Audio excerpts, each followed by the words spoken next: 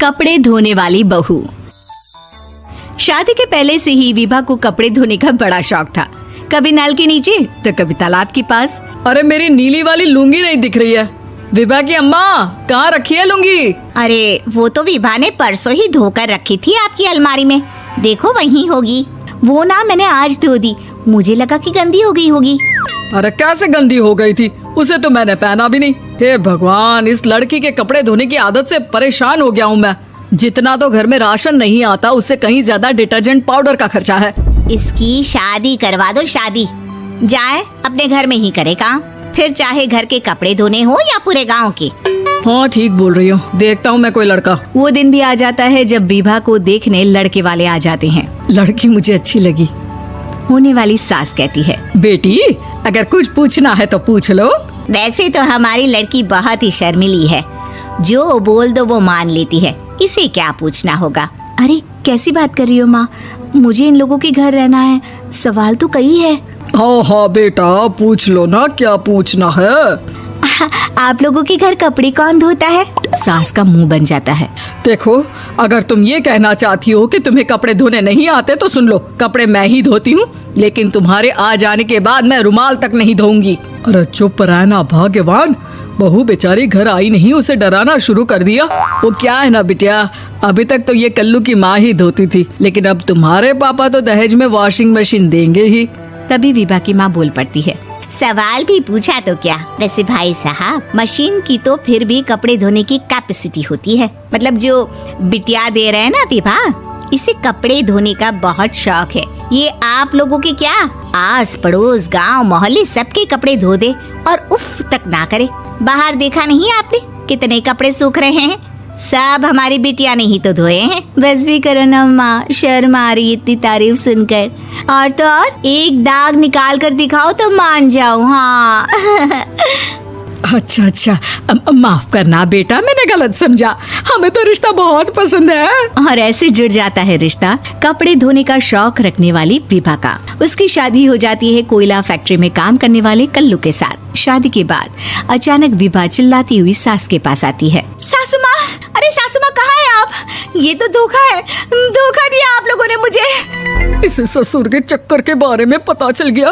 अरे तो उसमें तुझे क्यों धोखा मिला है? अरे नल में पानी नहीं आता, कपड़े कैसे कब धुलेंगे? अच्छा तू पानी नहीं आ रहा उसकी बात कर रही है। तो आपने क्या सोचा? कुछ नहीं। अच्छा तेरी माँ ने कहा था कि कपड़े धोने का शौक है, तुझे याद आया मुझे। शौक बोलकर कपड़े धोने वाले मेरे जुनून को कम ना आके सासू माँ, कपड़ा धोना मेरा गुरूर है। तभी पति भी वहाँ आ जाता है। अभी मैंने इसे सनी देओल की फिल्म दिखाई है, उसी के डायलॉग मार रही है माँ। अच्छा सुन, साफ बता रही हूँ, पानी सुबह 4 से 6 और शाम को 10 से 12 आता है, समझी? विभा टाइमिंग सुनकर हैरान हो जाती है। ये क्या भूतों का मोहल्ला है? सुबह 4 बजे उठकर कौन कपड़े धोता है? 4 बजे टंकी में पानी जाता है, फिर सारा दिन धोना ना, किसने मना किया? अरे कैसे बात कर रही हैं? 200 लीटर की टंकी में कितने कपड़े धो लूंगी मैं, सुबह ही उठ जाऊंगी मैं। अब क्या था, विभा सुबह 4 से लेकर रात के 12 बजे तक कपड़े ही धोती रहती। एक रोज सास पड़ोस से निकलकर कहीं जा रही होती है कि साथ वाली कहती है, हाँ कल्लू की माँ, जरा ये बताओ कि 2 साड़ी है, 2 ब्लाउज और एक पेटीकोट और एक नाड़े वाला लंबा कच्छा। हाँ तो? अरे तो क्या, कितना लोगी धुलाई ये बताओ। धोबन दिख रहे हैं हम क्या? हमारे पति सरकारी नौकरी से अभी रिटायर हुए हैं और बेटा सुपरवाइजर है कोयला फैक्ट्री में। धोबन समझ रखा है हमें।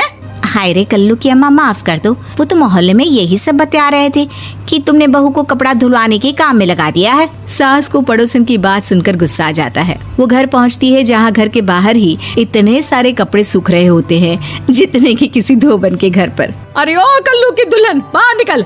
माँ जी यहीं आ जाओ, बाथरूम में चादर धो रहे हैं हम। अरे अभी हम धोते हैं, तुमको बाहर निकलो। ये आस पड़ोस वाले बोल रहे हैं कि हम बहू से कपड़े धुलवा कर उसे कपड़ा धोने वाली बना दिए हैं। अरे छोड़ो ना माँ जी, किन लोगों की बातों में आती हो? आस पास के लोगों का तो काम ही होता है कि वो किसी तरह सास बहू को लड़ा दे। बहू सारे घर के कपड़े धोती है, ये क्या कम है? बोलिए।